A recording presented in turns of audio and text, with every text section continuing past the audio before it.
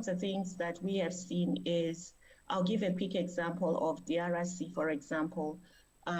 We know that DRC, the Inga Dam, is a huge project where a lot of money was borrowed to build a dam. Yet we know that the communities that actually stay there have no access to electricity. This dam has displaced women up to now, caused them to migrate, caused them to also live in conditions where they are really unacceptable, yet it's a mega project. It's a project where it has indebted the country of DRC. So I think those as some of the examples where you find that DRC, like only 10% have access to electricity, and the actual community, Matadi, has got only 2% have access.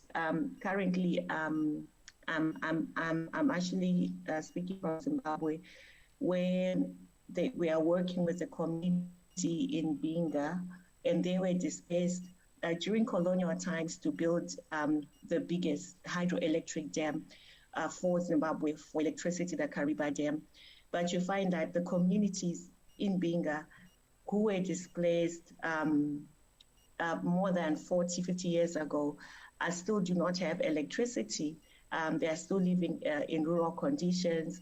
Their economy is around fishing, where they actually do not even have access to fishing licenses within the dam. And this is a dam which borders Zambia and Zimbabwe. So I think those are some of the nuances which we don't seem to find, or we don't seem to connect a lot, or have enough space to talk and to speak about in forums like or processes like the UNFCCC. So when we're talking about colonial legacy, and I really like what Mohamed talked about, reparations, I think it's important for us to really see how these displacements of huge projects, currently there is that campaign of Don't Gas Africa, where we are seeing a lot of exploration. It could be in Kenya, it could be in Uganda, Namibia, Botswana. We are seeing a lot of exploration for gas, exploration for the batteries that we use for the new talk around renewable energy, clean energy, the solar, the materials, the technology for producing the batteries. We don't own that technology, but the raw materials, we own the raw materials, the cobalt, the lithium, yet we are not even going to be benefiting. So I think the false solutions around where we are going in addressing the climate change is something that we really need to look into, but also ensure that we are centering the communities, we are centering women, we are centering the local and indigenous languages as well, and communities around that. I think Ahmed talked about COP26, COP27. That will be looking at, I think one of the things that I just wanted to emphasize is how, even as we are going into the COP, how do we create more voices from the African continent to be able to disrupt the space and not really legitimize some of the processes. We saw in COP26 how there was the largest delegation was from fossil fuel companies. We even saw, for example, South Africa government being sponsored by like Sasol, a big energy, companies, private sector companies. And we have seen, even as we are going to COP27, that there is a lot of restriction for civic participation, and the likelihood for getting a space such as the UN, a multilateral space that gives equity to voice, to be able to bring the issues and the nuances around communities that are being displaced, and the whole discourse that will be taking place around COP27. I also wanted to maybe speak a little bit around so what is also worrying around the investment that most governments, issues around carbon credits, how most of the governments and the whole infrastructure around it is not really well understood.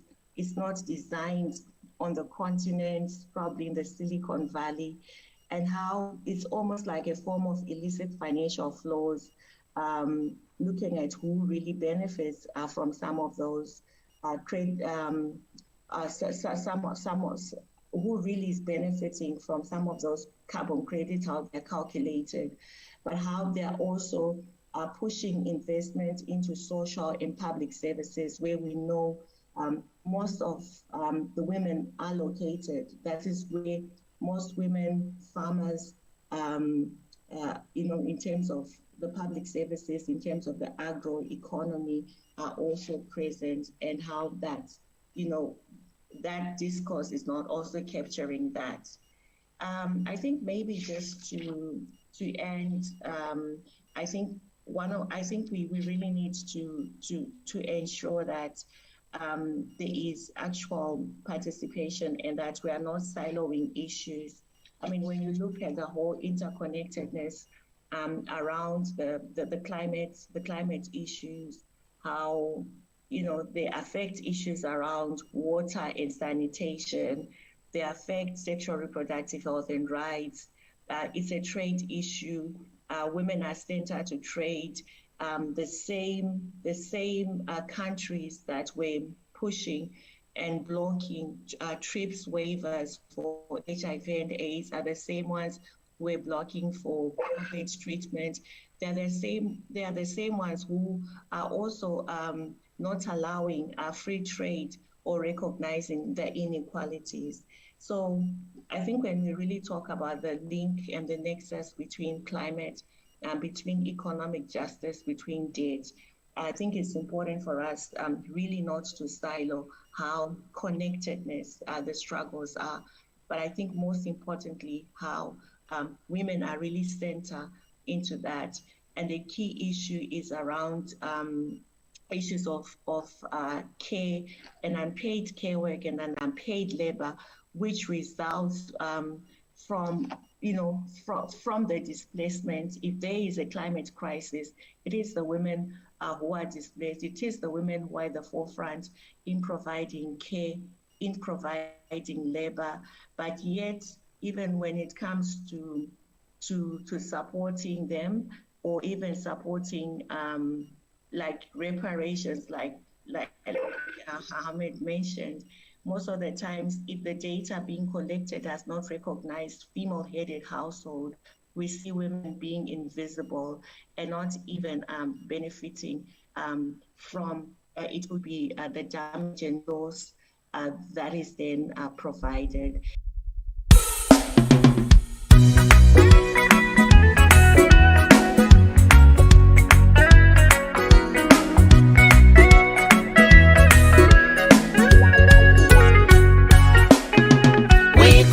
Policies and practices that put people first.